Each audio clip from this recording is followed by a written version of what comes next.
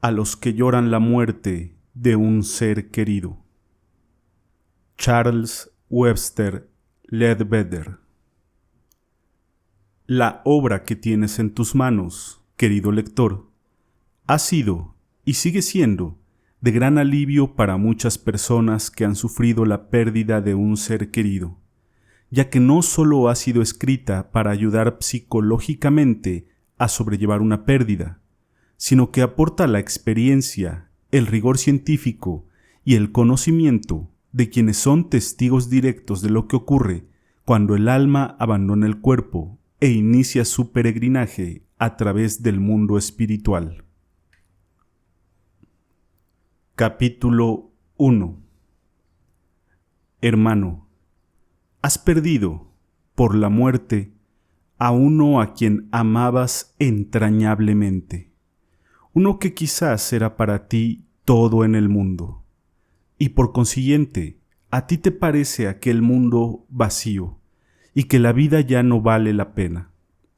Sientes que te abandonó para siempre la alegría, que para ti, en adelante, la existencia no puede ser sino tristeza sin esperanza, un angustioso anhelo para renovar el contacto de una mano desaparecida y el timbre de una voz que se extinguió. Estás pensando principalmente acerca de ti mismo y de tu intolerable pérdida. Pero hay además otro dolor. Se agrava tu pesar por la incertidumbre respecto al estado actual del ser que amaste. Sientes que se ha ido, pero ignoras a dónde. Deseas fervorosamente que él esté bien, mas cuando levantas los ojos, todo lo encuentras vacío. Cuando llamas, no hay respuesta, y por consiguiente te sumerges en la desesperación y la duda, y formas una nube que te vela el sol que jamás se oculta. Tu sentimiento es completamente natural. Yo, que escribo, lo comprendo perfectamente, y mi corazón está lleno de simpatía para todos los afligidos como tú. Pero deseo hacer algo más que brindarte simpatía. Confío en que pueda aportarte ayuda y alivio. Tal ayuda y alivio ha llegado a miles que estuvieron en tu mismo triste caso. ¿Por qué no ha de poder llegar a ti también? Dices, ¿cómo puede haber alivio ni esperanza para mí? Existe la esperanza de alivio para ti, porque tu pesar se funda en un falso concepto. Te afliges por algo que realmente no ha sucedido. Cuando comprendas los hechos, dejarás de afligirte. Contestas, mi pérdida es un hecho real. ¿Cómo podrás ayudarme sin devolverme al que murió? Comprendo perfectamente tu sentimiento. Sin embargo, ten un poco de paciencia conmigo y trata de asimilar tres principales premisas, las que me propongo presentarte. Primero, meramente como afirmaciones generales, y después en detalle convincente. Capítulo 2. 1. Tu pérdida es solamente un hecho aparente. Es aparente solo desde el aspecto en que tú lo ves. Deseo llevarte a otro punto de vista. Tu desconsuelo es el resultado de un gran engaño, de la ignorancia de las leyes de la naturaleza. Permíteme ayudarte en el camino hacia el conocimiento por medio de la explicación de unas pocas y sencillas verdades, las cuales podrás estudiar más ampliamente y a voluntad. 2. Pierde todo desasosiego e incertidumbre respecto al estado del ser que amas, porque la vida después de la muerte ya dejó de ser un misterio. El mundo más allá de la tumba existe bajo las mismas leyes naturales propias de este que conocemos y ha sido explorado con científica precisión. 3. No debes afligirte, porque tu desconsuelo hace daño a tu amado. Con que solo logres abrir tu mente a la verdad, ya no te afligirás más. Pensarás tal vez que estas son simples conjeturas, mas permíteme preguntarte, ¿qué base tienes para tu actual creencia al respecto, sea la que fuere? ¿Supones que debes tener tal creencia porque la enseña alguna iglesia o porque se la considera fundada en lo escrito en algún libro sagrado, o porque es la creencia general de los que te rodean, la aceptada opinión de tu época? Mas si procuras librar tu mente de preceptos, verás que estas opiniones también descansan en una mera afirmación, puesto que las iglesias enseñan dogmas distintos y las palabras del libro sagrado pueden ser y han sido interpretadas de diferentes maneras.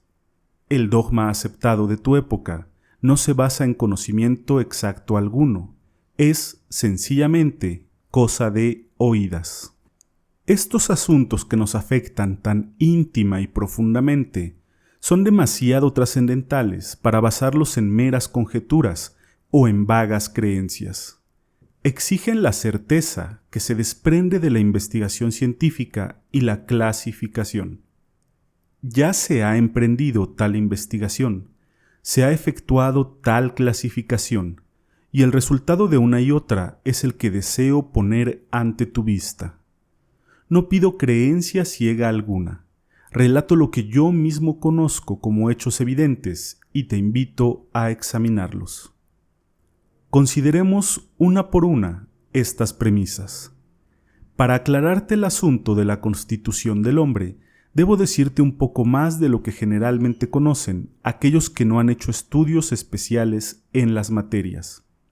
Has oído decir, vagamente, que el hombre posee un algo inmortal que se llama alma, la cual se supone que sobrevive a la muerte del cuerpo. Quiero que deseches esa vaguedad y que comprendas que, aun siendo cierto el concepto, es un acerto de los hechos muy restringido. No digas, considero que tengo un alma, sino, sé que soy un alma, porque esa es la pura verdad. El hombre es un alma que tiene un cuerpo. El cuerpo no es el hombre. Lo que tú llamas la muerte no es sino el acto de despojarse de una vestidura inservible, y esto no implica el fin del hombre, así como no implicaría el fin tuyo, quitarte un abrigo. Por consiguiente, no has perdido a tu amigo, solamente has perdido de vista el abrigo en el cual acostumbrabas verlo envuelto. El abrigo se fue, mas no el hombre que lo vestía. Seguramente es el hombre lo que tú amabas, y no su vestidura. Antes de que puedas entender las condiciones de tu amigo, precisa que comprendas la tuya. Haz un esfuerzo para asimilar el hecho de que tú eres un ser inmortal. Inmortal porque en esencia eres divino, porque eres una chispa del mismo fuego de Dios, que has vivido por largas edades antes de vestir este ropaje que llamas un cuerpo, y que vivirás por muchas edades después que Él se haya deshecho en polvo. Dios hizo al hombre a su imagen y semejanza. Esto no es una adivinanza o una creencia piadosa. Es un hecho científico definido, susceptible de prueba, como podrías verlo por medio de la literatura sobre el particular si te tomaras el trabajo de leerla. Lo que has considerado como tu vida es, en realidad, un solo día de tu verdadera vida como alma, cosa igualmente cierta respecto de tu amado. Por consiguiente, él no está muerto, es únicamente su cuerpo lo que se desechó. Sin embargo, no por esto debieras pensar de él como de un mero aliento sin cuerpo, o de manera alguna que sea menos él mismo de lo que antes era. Como afirmó San Pablo hace mucho tiempo, hay un cuerpo natural y un cuerpo espiritual. La gente entiende mal esa observación, porque considera estos cuerpos como sucesivos y no comprende que todos nosotros poseemos el uno y el otro aún ahora. Tú, que lees esto, posees tanto un cuerpo natural o físico, el cual puedes ver, como otro cuerpo interno, que no puedes ver, el que llamaba San Pablo espiritual. Y cuando desechas el físico, aún retienes aquel otro y más fino vehículo. Quedas revestido de tu cuerpo espiritual. Si simbolizamos el cuerpo físico como un abrigo, podemos pensar de este cuerpo espiritual como de la ropa interior que el hombre viste debajo de esa vestidura externa. Si esa idea ya se te aclara, avancemos otro paso. No es solamente en lo que llamas la muerte donde desechas aquel abrigo de materia densa. Cada noche, al dormir, te separas de él por un rato y andas vagando por el mundo en tu cuerpo espiritual, invisible, con respecto a este mundo denso, pero claramente visible para aquellos amigos que estuvieran usando a la vez sus cuerpos espirituales, porque cada cuerpo ve únicamente aquello que está en su propio nivel. Tu cuerpo físico ve solamente otros cuerpos físicos. Tu cuerpo espiritual ve solamente otros cuerpos espirituales. Cuando vuelves a ponerte tu abrigo, es decir, cuando vuelves a tu cuerpo más denso y despiertas a este mundo inferior, suele suceder que tienes algún recuerdo, aunque generalmente muy embrollado, de lo que has visto cuando estuviste en otra parte, y lo llamas un sueño vívido. Por lo tanto, puede describirse el sueño como una especie de muerte temporal, consistiendo la diferencia en que no te separas de tu abrigo de modo tan radical que quedes impedido de volver a ponértelo. Queda igualmente demostrado que, cuando duermes, entras a la misma condición por la cual ha pasado el ser amado por ti. Ahora procederé a explicarte cuál es esa condición. Han corrido muchas teorías respecto a la vida después de la muerte, casi todas ellas basadas en falsas comprensiones de las antiguas escrituras. En un tiempo se aceptaba casi universalmente en Europa el horrible dogma de lo que se llamaba sempiterno castigo. Ahora ya nadie, fuera de los más rematadamente ignorantes, cree en él. Fue basado en una mala traducción de ciertas palabras atribuidas a Cristo y mantenido por los monjes medievales como un espantajo conveniente con que asustar a las masas ignorantes para que se portaran bien. A medida que el mundo avanzaba en la civilización, empezaron los hombres a comprender que tal dogma era no solo blasfemo, sino ridículo. Los religiosos modernos lo han reemplazado, por consiguiente, por sugestiones algo más sanas, pero generalmente vagas y enteramente apartadas de la sencillez de la verdad. Todas las iglesias han complicado sus doctrinas porque insistieron en empezar con el absurdo e infundado dogma de una cruel e iracunda deidad, la cual se complacía en hacer daño a su pueblo. Ellas importaron esa espantosa doctrina del primitivo judaísmo, en lugar de aceptar la enseñanza del Cristo de que Dios es un Padre amoroso. La gente que ha podido asimilar el hecho fundamental de que Dios es amor y que su universo se gobierna por medio de leyes sabias y eternas, ha empezado a darse cuenta de que estas leyes deben obedecerse, tanto en el mundo del más allá de la tumba como en este. Pero aún son vagas tales creencias. Nos hablan de un lejano cielo, de un día del juicio en el remoto porvenir, pero nos informan poco respecto a lo que sucede aquí y ahora. Los que enseñan ni pretenden tener experiencia personal alguna de las condiciones que reinan después de la muerte. No nos dicen lo que ellos mismos saben, sino solamente lo que han oído de otros. ¿Cómo podrá satisfacernos eso? La verdad es que ya pasó el día de la creencia ciega. Hemos llegado a la era del conocimiento científico, y ya las ideas que carecen de razón y sentido común son inaceptables. No existe razón alguna para que los métodos de la ciencia no se apliquen a la elucidación de problemas que en otros días se dejaban enteramente a la religión. En verdad, tales métodos se han aplicado por la Sociedad Teológica y la Sociedad para la Investigación Psíquica, y es el resultado de estas investigaciones, hechas con espíritu científico, el que deseo expresarte ahora. Somos espíritus, mas vivimos en un mundo material, un mundo que, sin embargo, apenas comprendemos parcialmente. Todo el conocimiento que acerca de él tenemos nos llega por medio de nuestros sentidos, pero estos sentidos son muy imperfectos.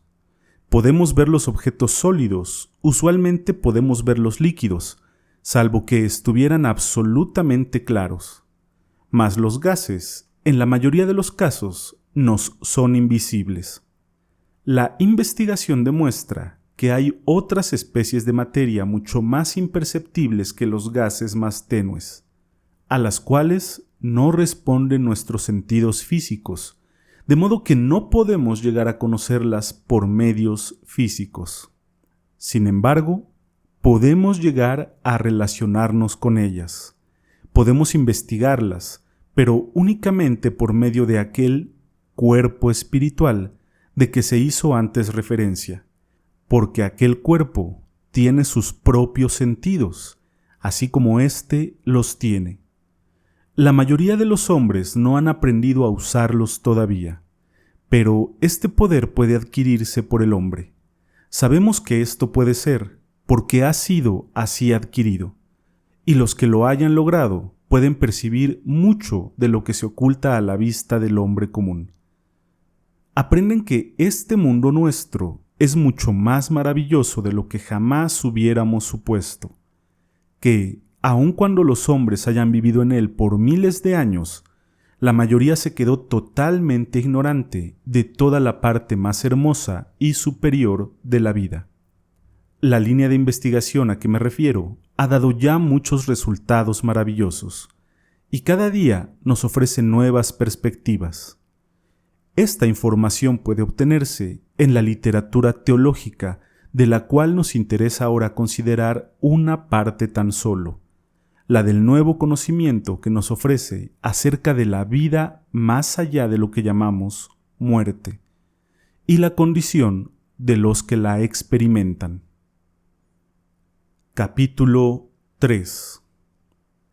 Lo primero que aprendemos es que la muerte no es el fin de la vida, como ignorantemente hemos presumido, sino meramente el paso de una etapa de vida a otra.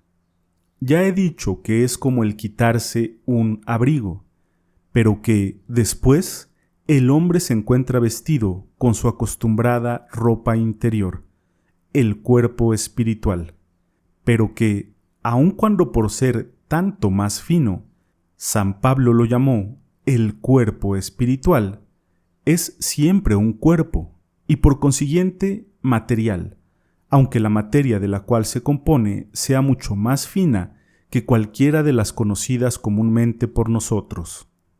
El cuerpo físico sirve al espíritu como medio. Sin ese cuerpo como instrumento, no le sería posible comunicarse con este mundo, ni recibir impresiones de él. Vemos aquí que el cuerpo espiritual sirve exactamente para el mismo propósito, el de actuar como intermediario del espíritu con el mundo superior y espiritual. Pero este mundo espiritual no es algo vago, lejano y fuera de alcance. Es sencillamente una parte superior del mundo que actualmente habitamos. Ni por un momento niego que hay otros mundos mucho más elevados y más remotos. Estoy afirmando tan solo que lo que comúnmente se llama muerte no tiene nada que ver con ellos y que es meramente un traspaso de una etapa o condición a otra en este mundo que todos conocemos. Puede decirse que el hombre que hace tal cambio se vuelve invisible para ti, pero si lo piensas bien, verás que el hombre siempre te ha sido invisible, que lo que acostumbrabas mirar era únicamente el cuerpo que él habitaba. Ahora él habita otro cuerpo más delicado, el cual se encuentra más allá de tu vista ordinaria, pero no necesariamente, de modo alguno, fuera de tu alcance. El primer punto por realizar es el de que aquellos que llamamos los muertos no nos han dejado.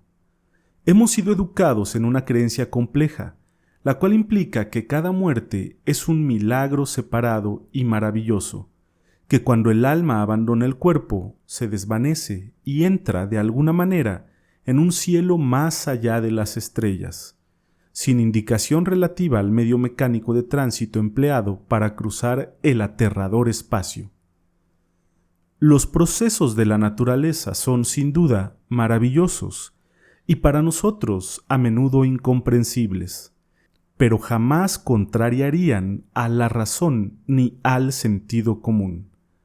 Cuando te quitas tu abrigo en tu casa, no por eso vuelas a la cumbre de una montaña lejana. Quedas parado exactamente donde estabas antes, aunque puede ser que presentes una apariencia externa diferente.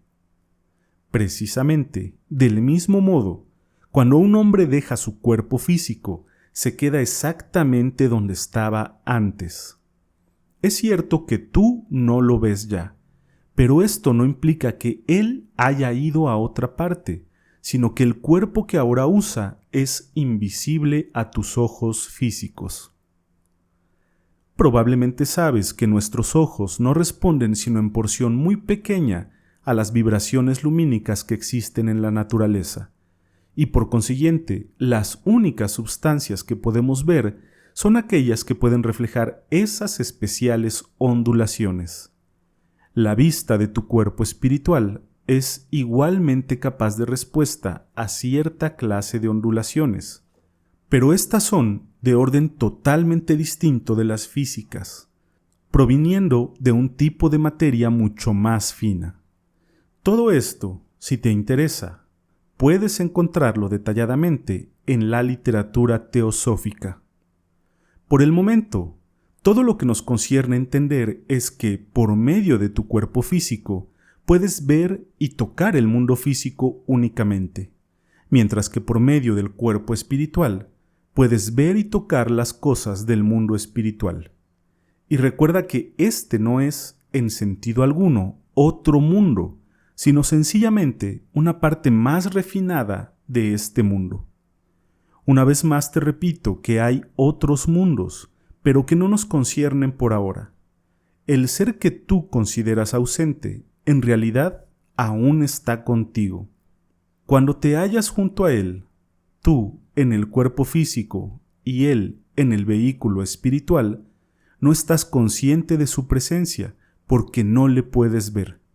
Mas cuando tú dejas tu cuerpo físico durante el sueño profundo, te juntas con él con plena y perfecta conciencia, y tu unión con él es, en todo sentido, tan completa como antes.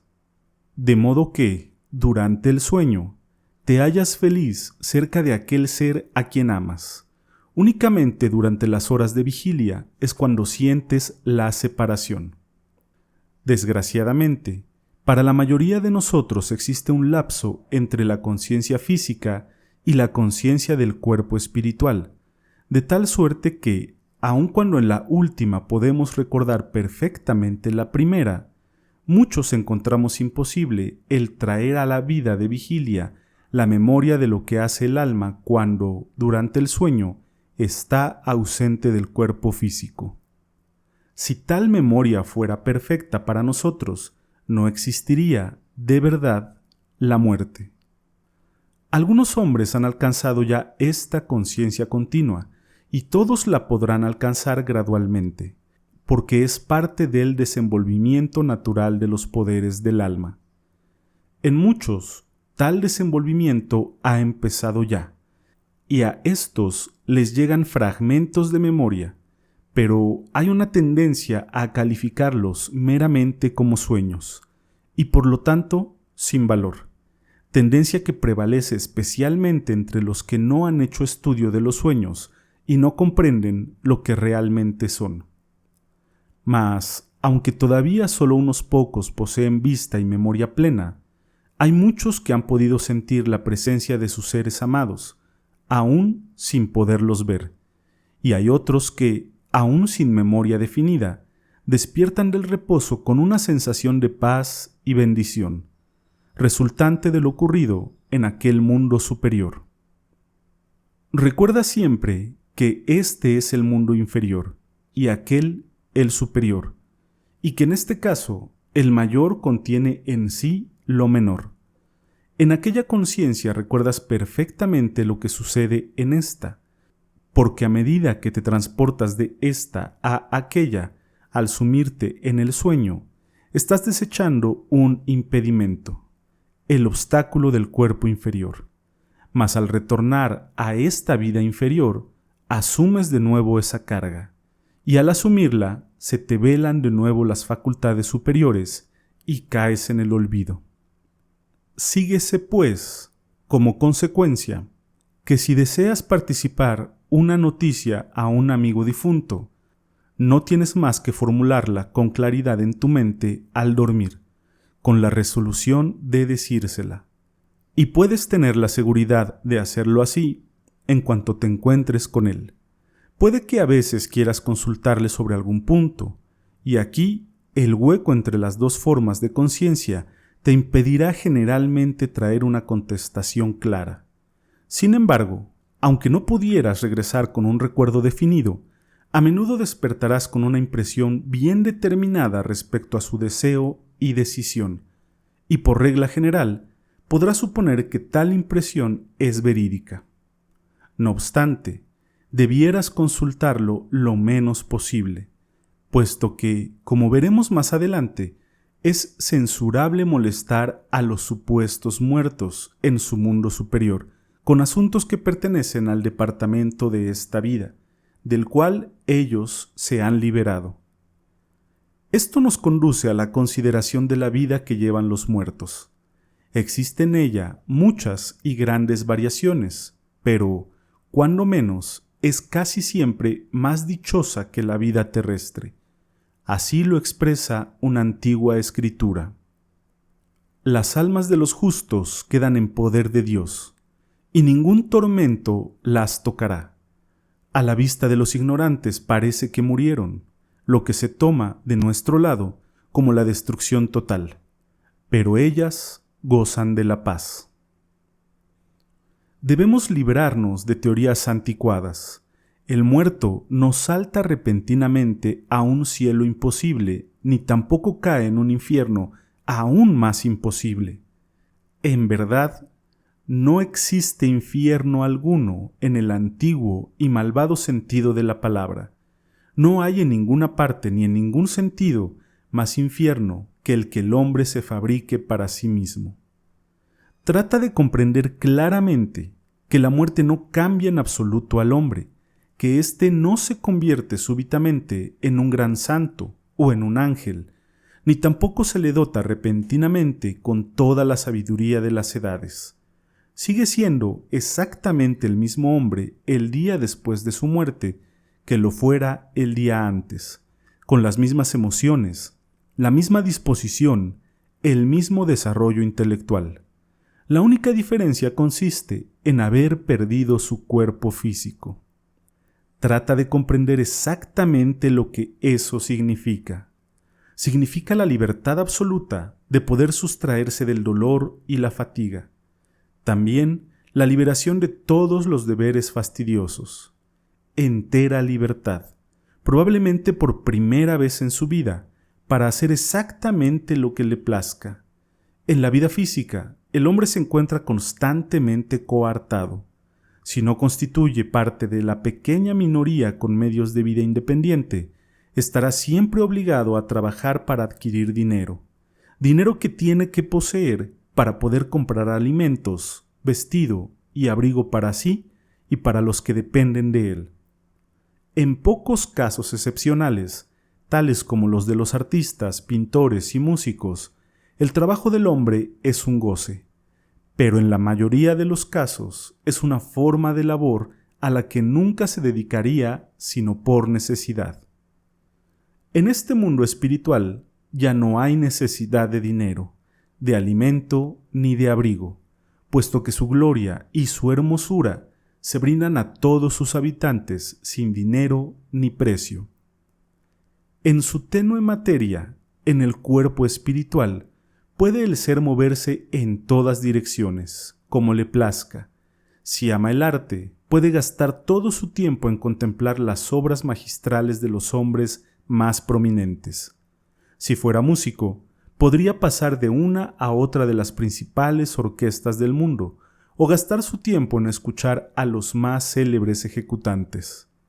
Cualquiera que haya sido su goce especial en la tierra, su gusto favorito, puede dedicarse a él enteramente y proseguirlo al extremo, con la más amplia libertad, con tal que su goce sea el del intelecto o de las emociones superiores, para gratificación del cual no necesita la posesión de un cuerpo físico.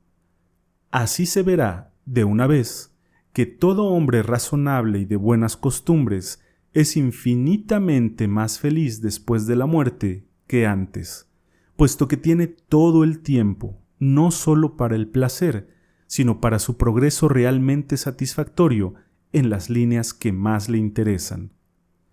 ¿No habrá, pues, en aquel mundo almas infelices? Sí, porque tal vida es necesariamente una secuela de esta, y el hombre queda en todo concepto tal cual era antes de abandonar su cuerpo. Si sus goces en este mundo fueron bajos y groseros, se encontrará en aquel mundo sin poder gratificar tales deseos. Un borracho sufrirá deseos inextinguibles de beber, sin cuerpo ya con el cual apaciguarlos. Al glotón le harán falta los placeres de la mesa. El avariento no encontrará oro que amontonar. El hombre que se ha acostumbrado a ceder en la tierra a las pasiones indignas sentirá que aún le corroen. La persona sensual aún palpitará con apetencias que ya no pueden ser satisfechas. El hombre celoso es aún desgarrado por sus celos, tanto más cuanto que ya no puede impedir los actos de quien fue objeto de sus celos. Tales personas ineludiblemente sufren, pero únicamente esa clase de seres, únicamente aquellas cuyas tendencias y pasiones fueron groseras y físicas en su naturaleza. Y aun ellas pueden dominar en absoluto su propia suerte. Con solo vencer tales inclinaciones, inmediatamente se libran del sufrimiento que sus impulsos causan. Recuerda siempre que no hay tal castigo, no hay más que el resultado natural de una causa definida. De modo que solo se necesita remover la causa y cesa el efecto. No siempre inmediatamente, sino en cuanto la energía de la causa se agota. Hay muchas personas que, habiendo evitado esos vicios notorios, han vivido, sin embargo, lo que puede llamarse vidas mundanas, importándoles principalmente la sociedad y sus convencionalismos, y pensando únicamente en el goce propio. Tales personas no pasan por sufrimiento agudo en el mundo espiritual, pero muy a menudo lo consideran insípido y pesado. Pueden juntarse con otras de su mismo tipo, pero generalmente encuentran en ellas algo monótono, ya que no puede haber competencia ni en el vestir ni en la ostentación general, mientras que las personas del tipo mejor y más inteligentes con quienes desean juntarse actúan, por regla general, de modo distinto, y les son, por consiguiente, casi inaccesibles. Pero cualquier hombre de intelectualidad racional o de artísticos sentimientos se encontrará infinitamente más feliz fuera de su cuerpo físico que dentro de él. Y debe recordarse que es siempre posible que un hombre desarrolle en aquel mundo un interés racional si su discernimiento lo impulsa a ello. Los artistas e intelectuales son supremamente felices en esa nueva vida, pero aún más felices, creo yo, lo son aquellos cuyo interés más elevado se ha concentrado en la humanidad, aquellos cuyo goce mayor ha sido ayudar, socorrer y enseñar. Porque si bien ya no hay en aquel mundo ni pobreza, ni hambre, ni sed, ni frío, hay, sin embargo, dolientes a quienes se puede consolar, ignorantes a quien se puede enseñar. Justamente porque en los países occidentales hay tan poco conocimiento del mundo de ultratumba, encontramos en ese mundo muchos que necesitan instrucción respecto a las posibilidades de su nueva vida. Y así, uno que sabe puede ir esparciendo la esperanza y la alegría allá tanto como acá. Pero recuerda siempre que los términos allá y acá se usan en obsequio a nuestra ceguera, puesto que aquel mundo está aquí, a nuestro alrededor, continuamente, y ni por un momento puede ser considerado como distante o de difícil aproximación. Capítulo 4. Alguien se preguntará: ¿nos ven los muertos? ¿Oirán lo que decimos? Indudablemente nos ven en el sentido de que están siempre conscientes de nuestra presencia, de que saben si somos felices o desdichados, pero no oyen las palabras que pronunciamos, ni son conscientes en detalle de nuestras acciones físicas. Un momento de pensar nos demostrará cuáles son los límites de su poder para ver. Ellos habitan en lo que hemos llamado el cuerpo espiritual, un cuerpo que existe en nosotros y es aparentemente un duplicado exacto del cuerpo físico. Pero mientras estamos despiertos, nuestra conciencia se enfoca exclusivamente en el último. Hemos dicho ya que, así como la materia física se relaciona solamente con el cuerpo físico, así también la materia del mundo espiritual es perceptible únicamente por aquel cuerpo superior. Por consiguiente, lo que el muerto puede ver de nosotros es solamente nuestro cuerpo espiritual, al cual, sin embargo, reconoce fácilmente. Cuando estamos lo que llamamos dormidos, nuestra conciencia usa ese vehículo, y entonces estamos despiertos para el muerto. Mas cuando transferimos nuestra conciencia al cuerpo físico, le parece al muerto que dormimos, puesto que si bien nos mira él aún, ya no le hacemos caso ni podemos comunicarnos con él. Cuando se duerme alguna persona, nos damos perfecta cuenta de su presencia, pero por el momento no podemos comunicarnos con ella. Precisamente igual es la condición de un ser viviente cuando se halla despierto ante los ojos del muerto. Generalmente, por no poder recordar en vigilia lo visto durante el sueño, sufrimos el engaño de creer que hemos perdido a nuestro muerto. Mas ellos jamás se engañan creyendo habernos perdido, puesto que continuamente pueden vernos. La única diferencia para ellos consiste en que nosotros estamos con ellos durante la noche y ausentes durante el día, mientras que cuando habitaban con nosotros en la tierra sucedía exactamente lo contrario.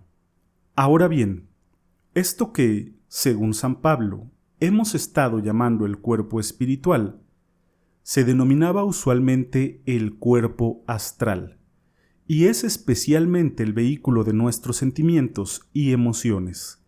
Por consiguiente, lo que con más claridad se le muestra a los muertos son nuestras emociones y sentimientos. Si estamos contentos, lo comprenden instantáneamente, aunque no conozcan la causa de nuestra alegría. Si estamos tristes, inmediatamente se dan cuenta de ello y comparten nuestra tristeza sin saber la causa de ella. Todo esto es, por supuesto, durante nuestras horas de vigilia. Cuando dormimos, conversa con nosotros como antes acostumbraba en la tierra. Aquí, en nuestra vida física, podemos disimular nuestros sentimientos. En aquel mundo superior, esto es imposible, porque se hacen visibles instantáneamente. Como tantos de nuestros pensamientos versan sobre nuestros sentimientos, la mayoría son muy perceptibles en aquel mundo, pero el pensamiento abstracto aún queda oculto. Dirás que todo esto tiene muy poco parecido al cielo y al infierno que nos describían durante nuestra infancia.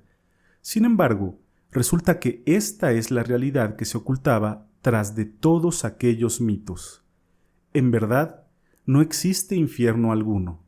No obstante, ya se comprenderá que el borrachín o el sensualista pueden prepararse para sí algo que lo imita con bastante fidelidad, solo que no es perpetuo, dura únicamente hasta que a ellos se les agotan los deseos. Pueden en cualquier momento terminarlo, si tienen suficiente fuerza y juicio para dominar tales apetitos terrestres y elevarse por encima de ellos. Esta es la verdad implícita en la doctrina católica del purgatorio, la idea de que, después de la muerte, las malas tendencias del hombre deben extinguirse por medio de cierta cantidad de sufrimiento antes de que sea capaz de gozar la gloria del cielo. Existe una segunda y más alta etapa de la vida después de la muerte, que corresponde bastante cerca a un concepto racional del cielo. Se logra aquel nivel superior cuando todo anhelo inferior o egoísta haya desaparecido en absoluto. Entonces pasa el hombre a una condición de éxtasis o de suprema actividad intelectual, según las líneas en las cuales haya fluido su energía durante su vida terrestre. Aquello es para él un periodo de la más suprema bienaventuranza, un periodo de muchísima comprensión, de mayor aproximación a la realidad. Pero esta dicha alcanza a todos, no solamente a los especialmente piadosos. En modo alguno debe verse como premio, sino solamente como el inevitable resultado del carácter cultivado en la vida terrestre.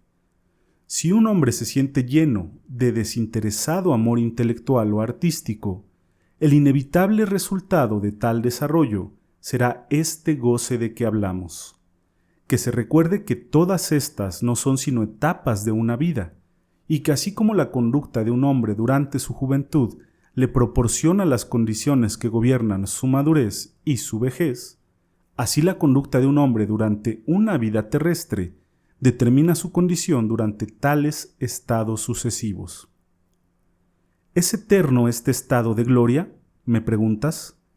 No, porque como he dicho, es el resultado de la vida terrestre, y una causa finita jamás puede producir un resultado infinito. La vida del hombre es mucho más larga y mucho más grande de lo que tú te has imaginado. La chispa que ha emanado de Dios tiene que volver a Él, y estamos todavía muy lejos de esa divina perfección. Toda vida evoluciona, porque la evolución es la ley de Dios, y el hombre crece, despacio y constantemente, así como todo lo creado. Lo que comúnmente se conceptúa como la vida del hombre no es, en realidad, sino un día de su verdadera vida. Tal como en esta vida ordinaria, el hombre se levanta diariamente, se viste y sale a su trabajo cotidiano, y después, al anochecer, se desnuda para descansar y luego, a la mañana siguiente, se levanta para continuar su trabajo en el punto en que lo dejó, así también, cuando el hombre entra a la vida física, se viste del cuerpo físico, y cuando termina su trabajo, se quita aquel vestido una vez más, en lo que tú llamas la muerte, y pasa al estado de descanso, el cual he descrito ya. Y cuando acaba de descansar, se pone una vez más el vestido del cuerpo y sale otra vez para empezar un nuevo día de la vida física, continuando su evolución desde el punto mismo en que la había dejado. Y esta, su larga vida, dura hasta que alcanza la meta de la divinidad, conforme al esquema de Dios. Capítulo 5. Todo esto quizás sea nuevo para ti, y porque es nuevo, te suena extraño y raro. Cuanto queda dicho, sin embargo, es susceptible de prueba, y efectivamente ha sido puesto a prueba repetidas veces. Pero si deseas estudiar esto, tienes que leer la literatura que trata del asunto, puesto que en un corto folleto, escrito con un propósito especial, tal como este, tengo que limitarme a afirmar los hechos sin tratar de aducir las pruebas. Podrías preguntar quizás, ¿no se apenan los muertos por lo que han dejado en el mundo físico? Efectivamente, algunas veces así sucede, y tal ansiedad demora su progreso. Debemos tratar de evitarles hasta donde sea posible todo motivo de ella. El muerto debe librarse enteramente de todo pensamiento acerca de la vida que dejó atrás para que pueda dedicarse por entero a la nueva existencia en la cual ha entrado. Por consiguiente, los que en el pasado han dependido de su consejo deberían en adelante pensar por sí mismos, pues si continúan la liga mental con el fallecido, él reforzará sus lazos con el mundo terrestre. El cuidar a los hijos de un muerto resulta una acción especialmente meritoria, puesto que no solamente beneficia a los niños, sino que también alivia la ansiedad del difunto y lo ayuda en su ascenso. Si durante su vida se enseñaron al muerto doctrinas necias y blasfemas de religión, a veces sufre ansiedad con respecto a su propia suerte. Afortunadamente, hay en el mundo espiritual muchos que se dedican a buscar a los que padecen tales errores, para liberarlos de ellos mediante una explicación racional de los hechos. No solamente hay muertos que hacen eso, sino también muchos vivos que dedican su tiempo cada noche, durante el sueño del cuerpo, al servicio de los muertos, tratando de explicarles la verdad en toda su hermosura. Todo sufrimiento proviene de la ignorancia. Al disipar la ignorancia, el sufrimiento desaparece. Capítulo 6. Uno de los casos más tristes de aparente pérdida es cuando un niño deja este mundo físico, quedando sus padres sumergidos en el dolor. ¿Qué sucede a los niños en aquel mundo espiritual tan extraño y nuevo? De todos los que entran en él, son ellos, quizás, los más felices y los que más satisfechos se hallan. Recuerda que ellos no pierden a los padres, los hermanos, los compañeros de juego a quienes amaron. No hacen más que jugar con ellos durante lo que llamamos la noche en lugar del día, de modo que no sienten ni pérdida ni separación. No se les deja solos durante nuestro día, puesto que allá, como acá, los niños se juntan y juegan en campos elíseos llenos de raras delicias. Sabemos cómo goza aquí un niño figurándose, imaginándose ser este u otro personaje histórico, representando el papel principal en toda clase de maravillosos cuentos de hadas o historias de aventuras. Pues en la materia más fina de ese mundo superior, los pensamientos toman forma visible y el niño que se imagina un héroe cualquiera, en el acto asume temporalmente su semejanza. Si desea un castillo encantado, su pensamiento puede edificarlo.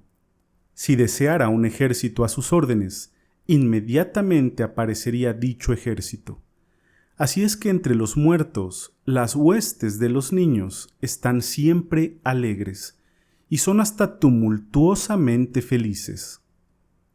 Y aquellos otros niños de distinta posición, cuyos pensamientos tienden más a asuntos religiosos, tampoco dejan jamás de encontrar lo que anhelan, porque los ángeles y santos tradicionales existen, no son meras fantasías piadosas, y quienes los necesitan los que creen en ellos son, con seguridad, hacia ellos atraídos, y los encuentran aún más bondadosos y más gloriosos de lo soñado. Niños hay que quisieran encontrar a Dios mismo, a Dios en forma material. Pues bien, ni estos son contrariados, puesto que aprenden de los preceptores más dulces y benignos que todas las formas son formas de Dios, porque Él está en todas partes, y los que quieren servir y ayudar aún a la más insignificante de sus criaturas, en verdad sirven y le ayudan a Él.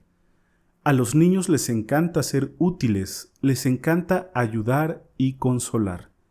Un amplio campo se les abre para tal ayuda y consuelo entre los ignorantes en aquel mundo superior.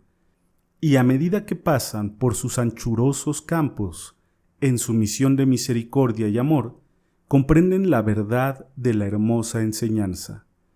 Porque cuanto hicieres por uno de estos, mis hermanos, conmigo lo hicisteis.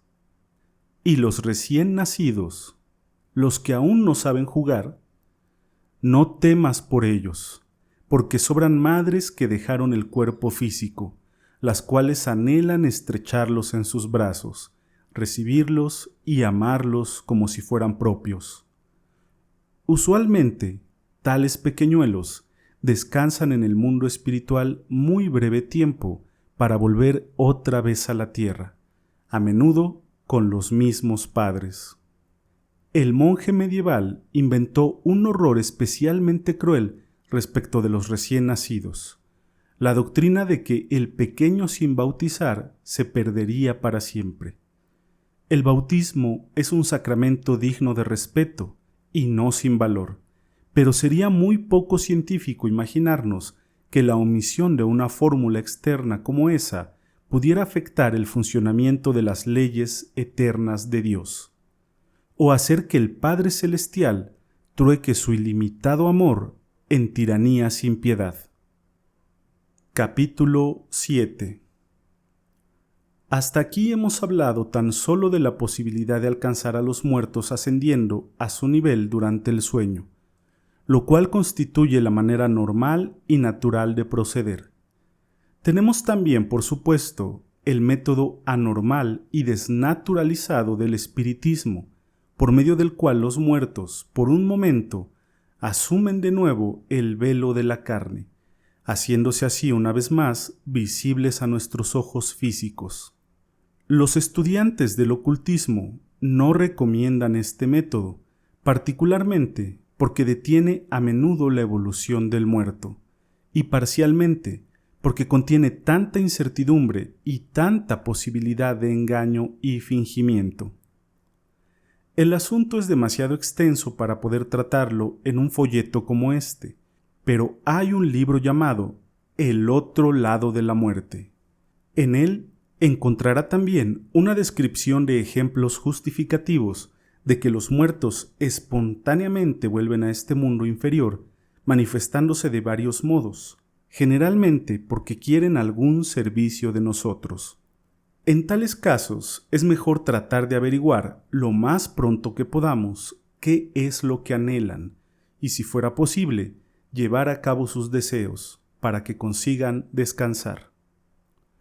Si has podido asimilar lo que ya he dicho, podrás comprender que, por natural que sea que nos aflijamos por la muerte de nuestros seres queridos, tal aflicción siempre es un error y un mal que debemos vencer. No hay por qué afligirnos por ellos, puesto que han pasado a una vida infinitamente más amplia y feliz. Si nos afligimos por nuestra imaginada separación de ellos, en primer lugar, lloramos por un error, porque en verdad no están alejados, y en segundo, nos portamos con egoísmo, porque estamos pensando más en nuestra aparente pérdida que en el provecho inmenso y real de aquellos. Debemos esforzarnos en desprendernos totalmente de todo egoísmo para amar desinteresadamente. Debemos pensar en ellos y no en nosotros, no en lo que deseamos o sentimos, sino únicamente en lo que más les convenga y más les ayude para su adelanto. Si nos desconsolamos, si cedemos a la tristeza y la depresión, formaremos una nube negra que les oscurece a ellos el cielo. Su mismo cariño para nosotros, su misma simpatía para nosotros, les expone a esta funesta influencia. Podemos usar el poder que tal cariño nos da para ayudarles, en lugar de ponerles obstáculos, si tenemos voluntad, pero eso requiere valor y el sacrificio de sí mismo. Tenemos que olvidarnos totalmente de nosotros mismos, en el deseo sincero y amoroso de servir en cuanto sea posible a nuestros muertos. Cada pensamiento, cada sentimiento nuestro los influye. Cuidemos, pues, de no emitir pensamiento alguno que no sea amplio y útil, noble y purificador. Si, como es probable, ellos sienten alguna ansiedad respecto de nosotros, mantengamos persistente alegría para poder asegurarles que no tienen por qué preocuparse. Si durante la vida física carecieron de conocimiento detallado y verídico acerca de la vida después de la muerte, tenemos inmediatamente de asimilar nosotros mismos tal conocimiento y llevárselo en nuestras conversaciones nocturnas con ellos. Puesto que nuestros pensamientos y sentimientos se reflejan en los suyos tan fácilmente, cuidemos que siempre sean de los que elevan e inspiran. Trata de comprender la unidad de todo. Hay un solo Dios, y todos somos uno en Él. Si logramos hacer nuestra la unidad de aquel eterno amor, desaparecerá de nosotros el pesar, porque comprendemos, tanto respecto de nosotros como de los que amamos, que, vivos o muertos, somos del Señor, y que en Él vivimos, nos movemos y existimos, sea en este mundo o en el venidero. La actitud de desconsuelo es una actitud impía e ignorante.